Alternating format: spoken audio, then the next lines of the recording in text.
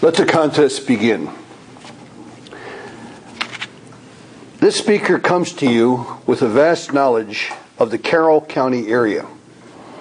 He has lived here in the area for most of his life and has studied many of the local legends.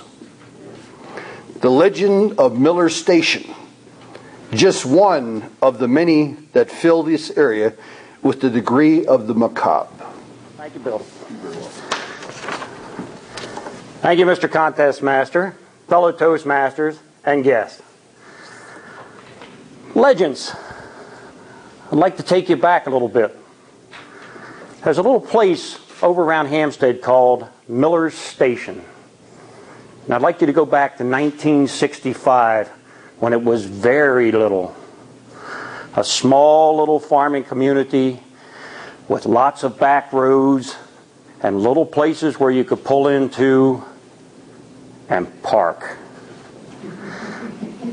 Now, some of you may not be of the age group to understand what that means. But to some of us, parking was a weekend event, guaranteed.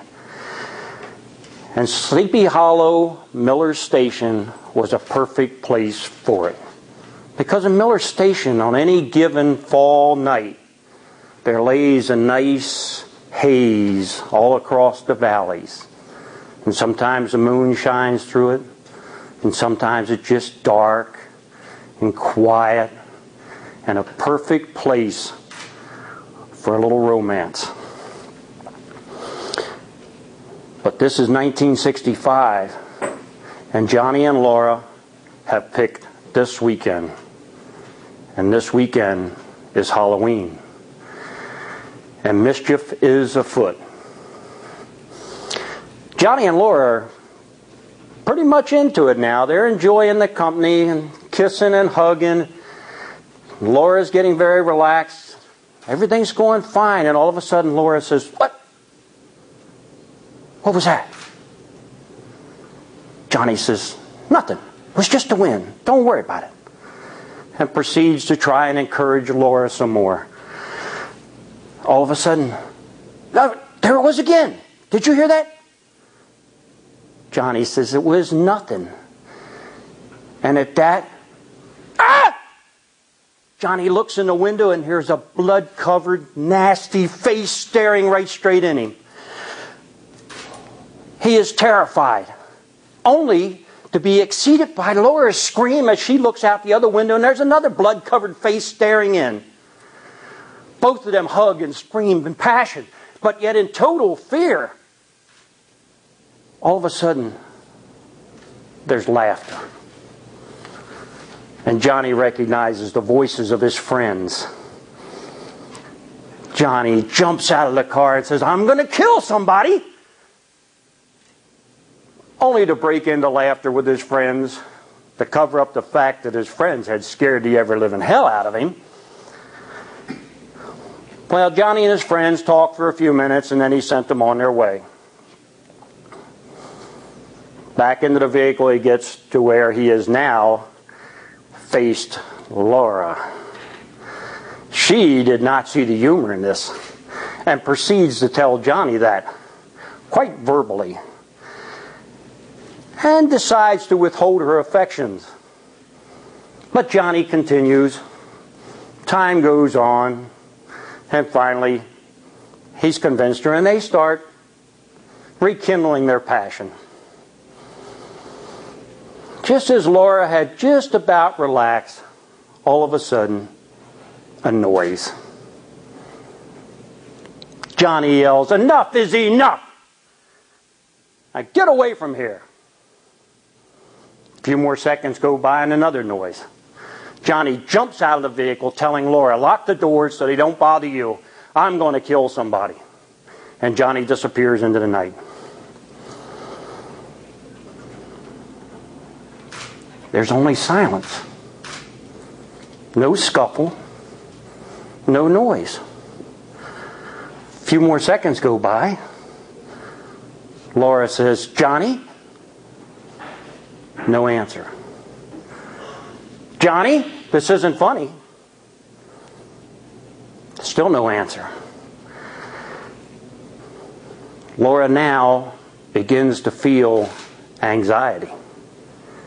She clutches tightly to her sweater and once again says, Johnny, I don't see the humor in this. Still no sound. Dead silence. All of a sudden, there's a light scratching sound all across. This eerie scratching sound. Laura says, that's not funny, Johnny.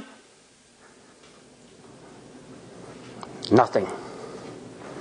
Minutes go on, and Laura is now huddled and in total fear, crying and waiting. Still nothing but this scratching sound. Just scratching. All of a sudden, there's lights. Laura is overjoyed as she yelled, thank God, it's lights. Who is this? Well, it's the police, and they pull up. Police officer walks up to the vehicle, says, ma'am, are you all right? Laura replies, yes. Come out of the car, please, but do not look back.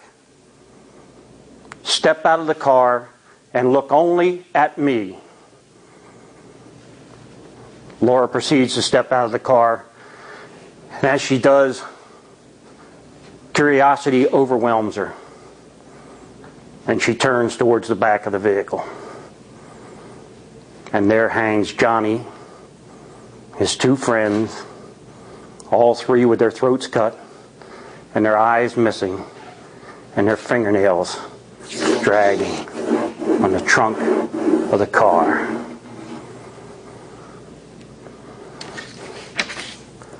Laura never recovered from that night. Even to this very day, the least little noise, or if she's left alone too long, she starts to break down and cry. And as for the police, they had no suspects then, and they have no suspects now. They're still out there. Somebody in Miller Station is still out there, and the police will never catch him. They'll never catch me. Never. Mr. Topics Master, Mr. Contest Master.